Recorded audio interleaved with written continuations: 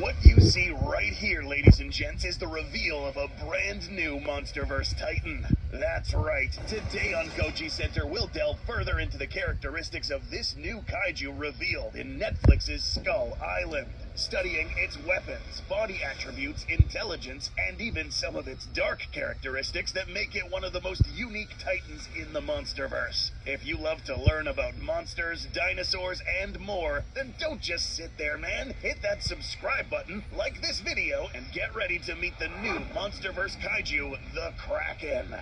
This episode will be divided into 3 parts. The first, discussing this animal's physical appearance and weapons. Second, discussing where this animal came from. And lastly, we will talk about the Kraken's dark personality. Right now, we'll start with number 1, corporal attributes.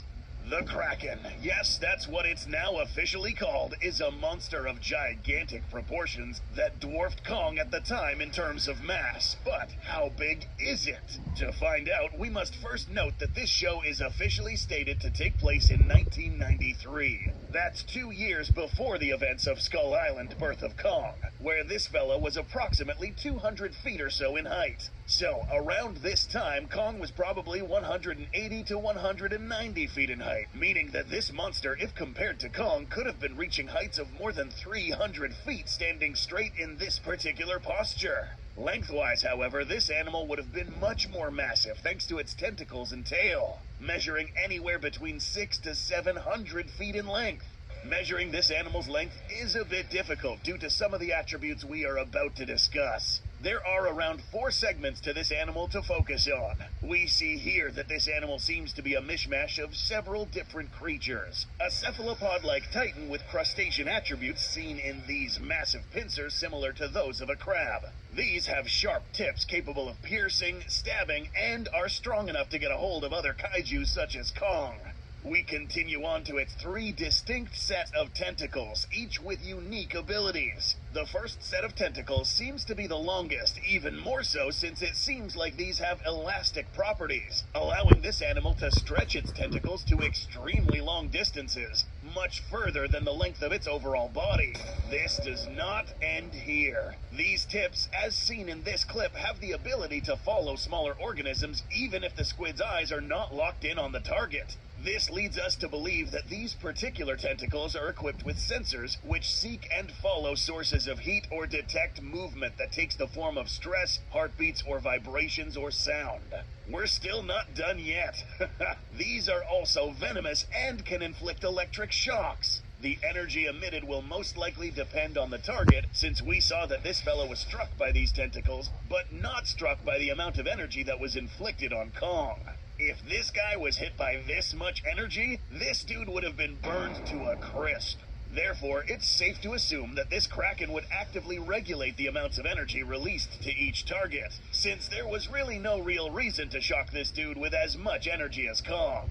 The next 2 set of tentacles are similar in that they provide brute strength, extra appendages, except this set here is a bit longer, providing both reach and brute strength, while this medium set serves as auxiliary tentacles for close range. These tentacles are also bioluminescent, emitting patterns of light in the form of small dots, elaborate patterns on its tentacles which serve to communicate messages to other creatures, similar to the G-Man with his intimidation display. Moving down to its lower part of the build of this titan, we see that this animal has an elongated body similar to that of a large fish, except the orientation of the tail is horizontal, similar to that of a whale. This tail provides massive amounts of locomotion power to the Kraken, allowing it to move and propel itself more efficiently through the deep waters. Moving up, we find that this animal has an elongated head, equipped with a sharp-toothed beak. This beak can bite hard, piercing through layers of fur, fat, and muscle. Teeth and serrated edges along the beak allow this to not only slice, but also grip prey. In addition to that, this animal has 4 eyes which glow in the dark, allowing not 2, but a total of 4 overlapping fields of vision over a vast area, which is helpful in the open sea given that threats can come from almost any direction. Gills line the side of this animal's head, suggesting that this animal can breathe underwater as well as on the surface. Yeah, this thing stays on the surface of the water for prolonged periods of time, meaning that this animal could also breathe. A similar anatomical adaptation is seen in the G-Man himself, capable of breathing on both land and sea. The result is a formidable sea titan that can challenge an alpha kaiju.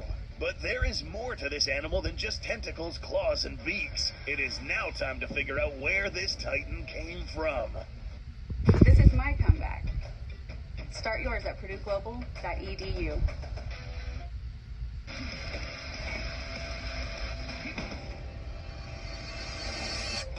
In episode 7, we were introduced to a village of people who were shipwrecked on Skull Island.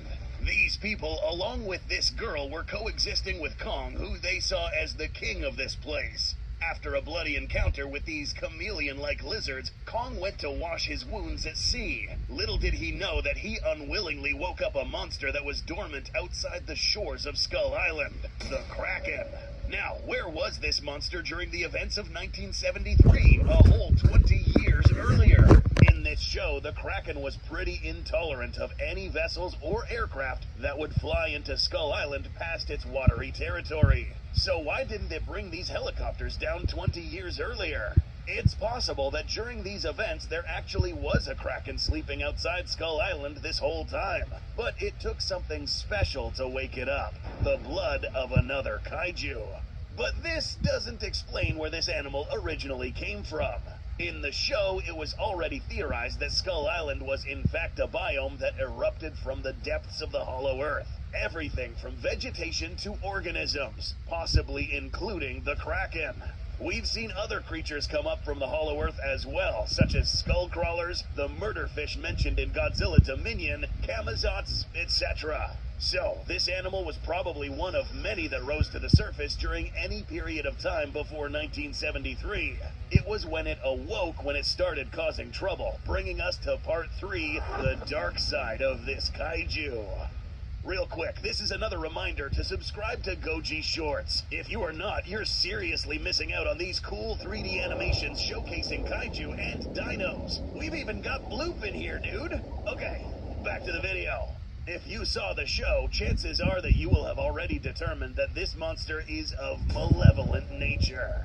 Monsterverse Titans are usually labeled in 2 groups, malevolent or mostly benevolent. An animal that will go ahead and murder an entire village, pick on individual humans, go out of its way and spend tons of energy harassing small creatures that aren't worth the caloric intake, and blatantly disrespect another big kaiju is a big indicator that this Kraken was indeed malevolent. And yes, this thing was the animal that wiped out these people who peacefully coexisted with Kong and the one who killed his friend. Because Kong is an alpha kaiju, this Kraken had reason to lure Kong into fighting in shallow water. A battleground that was compatible with both kaiju, both the Kraken and Kong. And if this thing was ever going to become the ruling force in this island, the Kraken had to take out Kong. The Kraken has been seen to display taunting behavior. What you see here is this Titan's attempt at provoking Kong to come out and fight. Kong refused, knowing that the water was not a favorable place to go out and fight this monster. But perhaps another or the best example of how ruthless this thing was is this. Yeah, it takes a special type of psychotic monster to grab innocent creatures and hurl them in extremely long distances exactly where Kong currently lives. It's possible that over time, this animal would have picked random creatures of the island, killing them one by one in an attempt to get Kong to sally out and fight away from the safety of dry land. Apart from being a complete asshole, this Kraken also likes to fight dirty. Ambushing Kong without prior notice, throwing him into deep water, and pinning him down to drown. Admittedly, this animal has all the tools necessary to have an almost unfair advantage. Fortunately for Kong, Skull Island is filled to the brim with wreckage, allowing him to once again use this to fight off the Kraken. This animal finally met his end at the hands of Kong. But even so, the real scars inflicted on Kong were not flesh wounds, but the loss of loved ones. As we can see, Kraken did not just fight at a physical level, but an emotional level as well, making this animal one of the most fleshed out and complete villains seen so far in the Monsterverse. Will there be another Titan that will outdo this animal in terms of evil nature? Let us know in the comments. Thanks for watching, and we'll see you in the next episode.